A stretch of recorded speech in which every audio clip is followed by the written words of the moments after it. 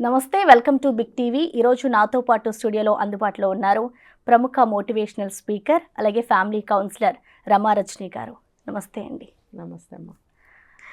ఇప్పుడు చూస్తే చిన్న పిల్లలు వరకు వస్తే మనం ఫోన్కి బాగా ఎడిక్ట్ అయిపోతారు. అవును, తింటే ఫోను, కూర్చుంటే ఫోను, పడుకుంటే ఫోను.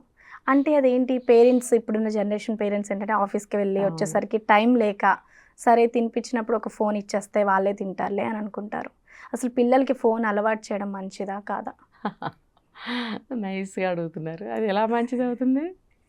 అది అంటే పేరెంట్స్కి వర్క్ ఉండడం వల్ల, ఇంటికి వచ్చి స్ట్రెస్ అవ్వడం వల్ల, వాళ్ళతో టైం స్పెండ్ చేయలేక, ఓపిక లేక కన్నందుకు పిల్లలకి ఒక ముద్ద పెట్టాలి కదా.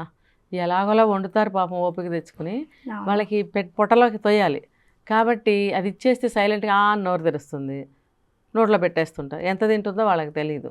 ఏదో ఒకటి పెట్టేసేయడం, మూతికి అడిగేయడం, వెళ్ళిపోవడం. పడుకోండి అంటే పడుకోండి, వీళ్ళు వెళ్ళి వీళ్ళు పని చేసుకుంటారు. ఒక డౌట్, అంటే అలా పెడితే వాళ్ళకి పడుతుందంటారా? నిన్నే చూశాను ఒక సీను, పడుతుందని నాకు అర్థమైంది. అవునండి, నిన్ననే చూశాను, ఇంకా 24 hours అవ్వలేదు. ఒక 4 years ఉంటాయి పాపకి, 5 years కూడా ఉండవేమో. పక్కన ఇంకో 7 years పాప ఉంది. అమ్మ నాన్న ఇద్దరు, నలుగురు. ఏం చేశారంటే ఒక దగ్గర అనమాట, మేము ఫుల్ డే బయట ఉండటం వల్ల మాకు డిన్నర్ లేక టిఫిన్ చేద్దామని చెప్పి అక్కడ ఆగాము. టిఫిన్ తిందామని చెప్పి వాళ్ళు వచ్చారు. వచ్చినప్పుడు ఏం చేశారు, ఆ పాపను అసలు కిందకి దింపట్లేదు. 4-5 years ఉన్నప్పుడు ఆ పాపను ఎందుకు ఎత్తుకోవాలి అంటే, వీళ్ళు గారాబం చేయటం అనేది, ముద్దొస్తే చాలు గారాబం చేస్తారు. ఒక 5 ఏళ్ళు 6 ఏళ్ళు దాటిన తర్వాత అప్పుడు తెలుస్తుంది ఆ ముద్దు గారాబం.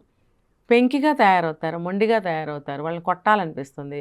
అక్కడి నుంచి పిల్లల పట్ల మన ట్రీట్మెంట్ మారిపోతుంది, వాళ్ళు మొండిగా తయారవుతారు. అది అసలు అలా చేయకూడదు. పేరెంటింగ్ అనేది ఇప్పుడు చాలా హాట్ టాపిక్గా ఉంది. ప్రతి ఒక్కళ్ళు, పెళ్ళి అయిన వాళ్ళు అవ్వని వాళ్ళు తెలుసుకోవాల్సిన విషయాలు. ముందు తెలుసుకుని పెళ్లి చేసుకోమని చెప్తాను నేనైతే. తర్వాత కౌన్సిలింగ్ తీసుకోండి అని చెప్తాను. ఈ రెండు కంపల్సరీ. పెళ్ళికి ముందు పిల్లల్ని ఎలా పెంచాలి, అసలు కనాలా వద్దా, కంటే ఎలా పెంచాలి, సరిగ్గా పెంచగలిగితేనే నేను పిల్లల్ని కనటానికి సిద్ధపడాలి. అది నీ ఇష్టం ఒకటే కదా, నీ భర్తకు కూడా ఇష్టం ఉండాలి. అది ఎక్కడి నుంచి ఎక్కడికి ఎన్ని లింక్స్ వెళ్ళిపోతాయో చూడండి. అందుకని ఏదైనా సరే పిల్లల పెంపకము, తర్వాత మరి మనం సంసార జీవితం నడుపుకోవాలని కౌన్సిలింగ్ అన్ని తీసుకున్నాకే మ్యారేజ్ చేసుకోవాలి. అప్పుడు సజావుగా ఉంటాయి. ఆ పాప ఏం చేసింది, ఎత్తుకునే ఆయన పాపం ఒక్క చేతితోటి అందరికీ ప్లేట్లు తెచ్చి పెడుతుంటే ఆవిడ ఏం చేసిందంటే ఇమ్మీడియట్గా ఫోన్ ఆన్ చేసి ఆ చిన్న పిల్లకి ఇచ్చింది. ఎందుకంటే ఆ పిల్ల కూర్చోవట్లేదు, ఏడవటం, డ్యాన్స్ మొదలుపెట్టింది. ఏడుస్తుంటే వెంటనే ఆ ఫోన్ ఆన్ చేసి ఆ భర్త మీద సీరియస్ అవుతుంది. ఫోన్ ఇవ్వమంటే ఒక్క క్షణం ఆలస్యమైందని ఆయన మీద సీరియస్ అయింది. ఆయన గబుక్కని ఫోను ఇవ్వటము, ఫోన్ ఆన్ చేసి ఆ పాపకి ఇస్తే తల కూడా ఎత్తకుండా వెంటనే ఫోన్ ఆన్ చేసి చూస్తుంది. ఏం చూస్తుందా అని చూస్తే ఏదో సినిమా సాంగ్స్, డ్యూయట్స్ చూస్తుంది. అందులో డైలాగ్స్ వస్తున్నాయి. పక్కన పెద్ద పిల్ల ఎలా చూస్తుంది అంటే, మేబీ ఆ పిల్లని భయపెట్టి పెంచుతున్నారు, ఈ పిల్లని గారవంగా పెంచుతున్నారు. ఆ పిల్లకి ఇచ్చిన ప్లేట్ ఆ పిల్ల తింటుంది, ఈ పిల్లకేమో తినిపిస్తుంది ఆవిడ. శుభ్రంగా ఆ ప్లేట్లో ఉన్నాయని తినేసింది, ఆ సెల్ ఫోన్ వదలకుండా. నేను ఇలా చూస్తూనే ఉన్నాను అంతసేపు.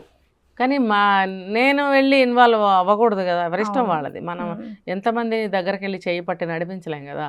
చూస్తూనే ఉన్నాను. ఆ పిల్ల తినే వరకు ఆ తల్లి మొహం ఎంత టెన్షన్గా ఉందంటే, నిమిషానికి ఒకసారి భర్త మీద అరుస్తూనే ఉంది. ఆ టెన్షన్ అంతా ఆయన మీద, ఏదో ఆయన ఎలా చేతులు కట్టుకుని టెన్షన్గా చూస్తున్నాడు పాప వైపు. అంటే వీళ్ళిద్దరికి ప్రతిరోజు ఆ పిల్లకి తినిపించే విషయంలో ఫుల్ టెన్షన్ అనమాట.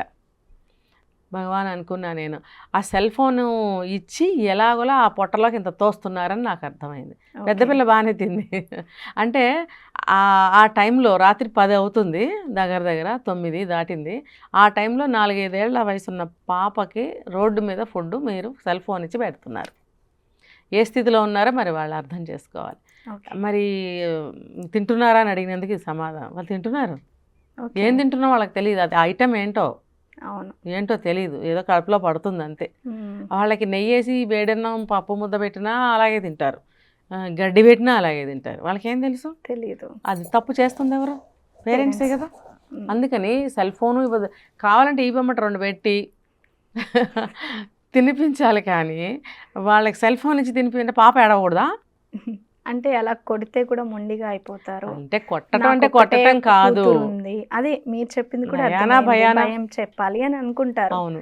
కానీ అమ్మో నేను టచ్ చేయను, నా పిల్లల్ని నేను కొట్టను అని అంటారు. అదే కదా. ఇప్పుడు ఆ పిల్లలకి సంబంధించిన బొమ్మలు ఆల్బమ్స్, బుక్స్ ఉంటాయి చక్కగా. ఓకే. రకరకాలు ఉంటాయి దాంట్లో. యానిమల్స్ బొమ్మలు, వర్డ్స్తో కూడిన బొమ్మలు, ఇవన్నీ నెంబర్స్తో కూడినవి రకరకాలు ఉంటాయి. అవి చూపించవచ్చుగా. వింటారు. అవి మనమే కదా సెల్ ఫోన్ ఇచ్చింది. అవును. అలాగే ఆ బుక్ మనమే ఇవ్వచ్చుగా. అది ఇవ్వరు, ఇదే ఇస్తారు. ఎందుకంటే రెడీగా జేబులో ఉంటుందిగా. ఆ బుక్ అయితే ఇంట్లో ఎక్కడ ఉంటుంది, అవన్నీ పట్టుకొచ్చి అక్కడ పెట్టాలి. మనకే ఒళ్ళు బద్ధకం, మనకే ఇంట్రెస్ట్ లేదు. పేజీ పేజీ తిప్పి అమ్మ అయ్యా అని బతిలాడితే మనకు ఓపిక ఏది? బతిలాడటానికి మనకు ఓపిక లేదు. మనం కూడా గబగబా వెళ్ళి పడుకోవాలి, నిద్రపోవాలి. అలసిపోయి వచ్చాం జాబ్కి వెళ్ళి. ఇవన్నీ కూడా నిస్సహాయ స్థితులే. ఓకే. అందుకే ముందుగా నిర్ణయించుకోవాలి, లైఫ్ను ఒక డిజైన్ చేసుకోవాలి. ఆ డిజైన్ ప్రకారం ప్లాన్ చేసుకోవాలి, ప్లాన్ ప్రకారం ముందుకెళ్ళాలి. ఓకే. సో ఫైనల్గా ఇప్పుడు ఎవరైతే డివోర్స్ తీసుకుంటారో భార్యాభర్తలు ఇద్దరికి, ఏ చిన్న కారణాలు ఇందాక మనం ఫస్ట్లో మాట్లాడుకున్నట్లు, సో ఫైనల్గా వాళ్ళకి ఏం చెప్తారు? మళ్ళీ ఆ బాండింగ్ రావాలి అని అంటే ఒక చిన్న టిప్ ఇవ్వాలి అంటే అసలు మీరు ఏం చెప్తారు? అంటే డివోర్స్ తీసుకున్న తర్వాత? నో, తీసుకోక ముందు. తీసుకోక అంటే ఒకవేళ వాళ్ళకి ఆ ఆలోచన వస్తే ఆ టిప్స్ని బట్టి వాళ్ళు అక్కడితో ఆగిపోయేలా ఉంటే అసలు ఎలాగా? ఇప్పుడు డివోర్స్కి అప్లై చేసిన తర్వాత కోర్టులో జడ్జి కూడా కౌన్సిలింగ్ ఇప్పిస్తారు. ఓకే. వాళ్ళు మారే వాళ్ళైతే అక్కడే మారిపోతారు. లేదు పేరెంట్స్ కోర్టులో వాళ్ళు వాళ్ళ ఆచారం ప్రకారం ప్రతి ఒక్కళ్ళకి అట్లని చెప్తారు, డివోర్స్ కోసం వచ్చిన ప్రతి ఒక్కళ్ళకి చెప్తారు అని అనుకుంటే పేరెంట్స్ వాళ్ళని ఒక మంచి కౌన్సిలర్ దగ్గరికి తీసుకెళ్ళచ్చు. నా దగ్గరికి కూడా వస్తుంటారు. తీసుకెళ్ళి మనసు విప్పి ప్రాబ్లం ఏంటనేది మాట్లాడుకోవాలి. ఎందుకనంటే ఇప్పుడు నీది వింటే నీది కరెక్ట్ అనిపిస్తుంది, అతనిది వింటే అతనిది కరెక్ట్ అనిపిస్తుంది. ఎవరిది తప్పు పట్టలేం. ఎవరు మాట్లాడినా కరెక్ట్, న్యాయమే అనిపిస్తుంది. అతను చెప్పినప్పుడు ఈఎంఐదే తప్పు అనిపిస్తుంది, ఈఎంఐ చెప్తున్నంతసేపు అబ్బాయిదే తప్పు అనిపిస్తుంది. కానీ ఒక మైన్యూట్ క్లిక్ పాయింట్ అనేది ఒకటి ఉంటుంది. దాన్ని కనుక పట్టుకోగలిగితే తప్పు ఎవరిది అనేది మనం డిసైడ్ చేయగలుగుతాం. ఓకే. అది కౌన్సిలింగ్ చేయిస్తే కనుక దాని ప్రకారం మనం గైడ్ చేయగలుగుతాం. ఓకే. ఆ ప్రకారంగా వాళ్ళకి కౌన్సిలింగ్ ఇస్తాము. మారి చక్కగా సంసారాలు చేసుకునే వాళ్ళు ఉన్నారు, చాలామంది ఉన్నారు. ఓకే మేడం, అంటే ఫ్యామిలీకి సంబంధించి కానివ్వచ్చు, అలాగే ఒక పిల్లలు ఎలా ఉండాలి, అలాగే యూత్ ఎలా ఉండాలి, చక్కటి వివరాలు తెలియజేశారు. Thank you so much. చక్కటి వివరాలు తెలియజేశారు. Thank you so much. For more videos like this, subscribe Big TV channel.